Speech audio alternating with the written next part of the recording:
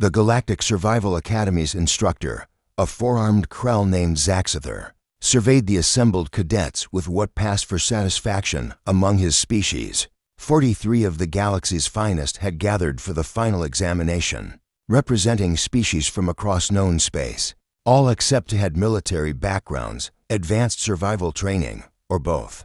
Then there were the humans. Michael stood at ease, hands clasped behind his back, sandy hair slightly disheveled despite Academy regulations. Beside him, Linda adjusted her pack straps, her dark eyes scanning the holographic display of Death World designation. Cora 7 with unsettling enthusiasm rather than the appropriate dread. 48 hours, Zaxither announced, his translator rendering his clicking speech into standard galactic. Survive in the wilderness of Cora 7, and you pass. The planet hosts Class A apex predators, toxic flora, and environmental hazards that have killed trained soldiers.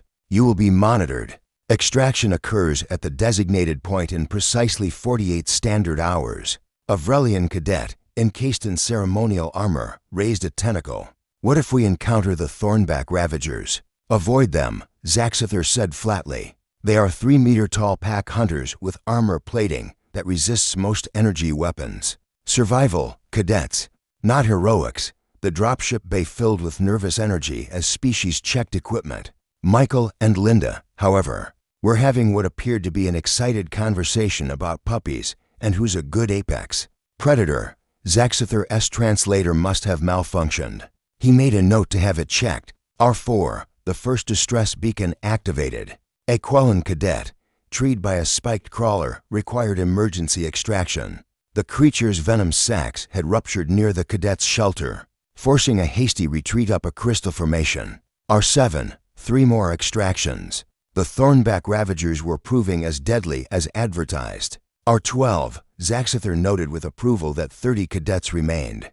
The humans had not activated their beacons. Telemetry showed them moving steadily northeast, toward the volcanic plains where the most dangerous predators denned. Pull up their biometric data, he ordered his assistant. Sir, their heart rates are elevated but stable. They appear to be laughing. Check the equipment. That cannot be correct. R24. Zaxither stared at the monitoring screen in disbelief. The humans' camp showed 3 heat signatures that registered as Thornback Ravagers. Within 5 meters of Michael and Linda's position, he reached for the emergency extraction override. Sir, wait, his assistant said. Look at the behavioral pattern. The Ravagers were sitting. One appeared to be rolling on its back. Another had its massive head resting on Michael's lap while he scratched behind its auditory plates. What manner of sorcery? Zaxither began. The audio feed crackled to life. Who's a good girl? Michael's voice came through. You are. Yes, you are. Look at those murder claws. So shiny. Linda was hand-feeding something to another Ravager. I've decided to call this one Princess Stabby.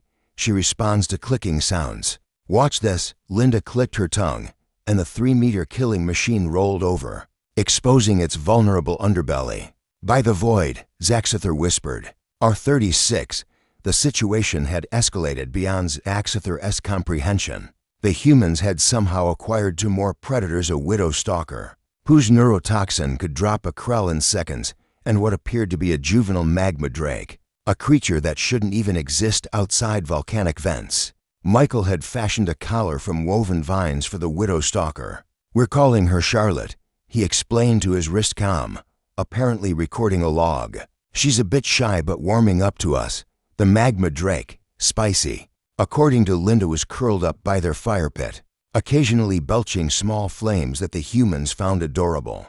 R48, Extraction Point Alpha. 31 cadets had survived the 48 hours, staggering to the extraction zone with varying degrees of injury and trauma. They shared stories of narrow escapes and desperate concealment tactics.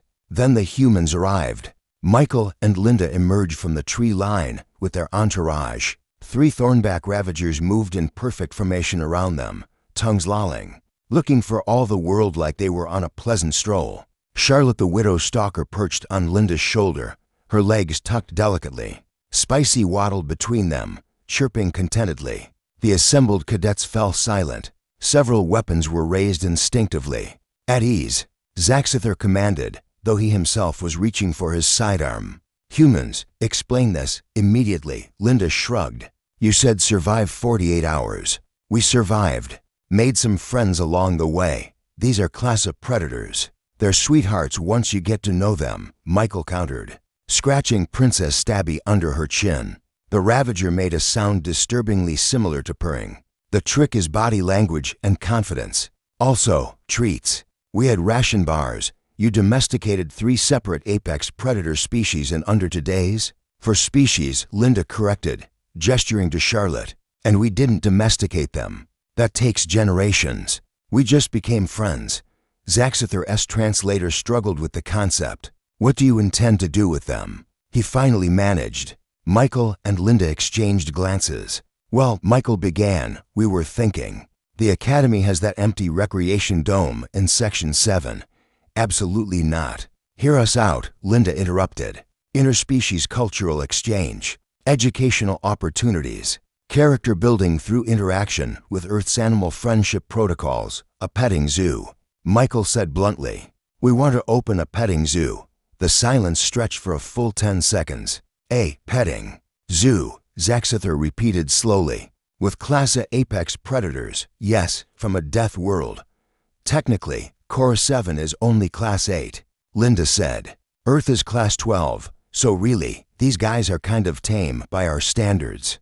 Zaxither looked at the Ravagers, who were now play wrestling with each other while carefully avoiding the humans. He looked at Charlotte, who had constructed a small web between Linda's helmet and backpack. He looked at Spicy, who had just sneezed a puff of smoke and seemed embarrassed about it. He looked at the humans, who were smiling with that peculiar expression that his species had learned meant either we're friendly or we're about to do something inadvisable, often both. I will submit your proposal to the Academy Council, Zaxither said carefully. In the meantime, you have passed your examination. Congratulations. As the dropship lifted off, Zaxither watched through the viewport as Michael threw a stick, and all 3 Ravagers scrambled after it, nearly trampling each other in enthusiasm. He began drafting 2 reports, one on the successful completion of the survival exercise, and another recommending that humans be exempt from future Death World trials. Not because they couldn't survive, because the Death Worlds needed protection from them. Epilogue 3 months later. The Academy's first ever interspecies friendship and cultural exchange center. Michael and Linda still called it a petting zoo open to record attendance. 17 species waited in line to pet Princess Stabby. The Thornback Ravager's homeworld formally requested that humans never visit. The request was denied. Michael and Linda were already planning a rescue shelter for misunderstood predators. Zaxither updated his resume.